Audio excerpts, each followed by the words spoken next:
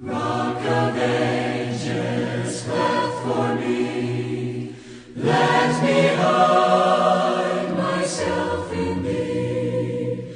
Let the water and the blood from thy riven side which flow be a sin the double cure.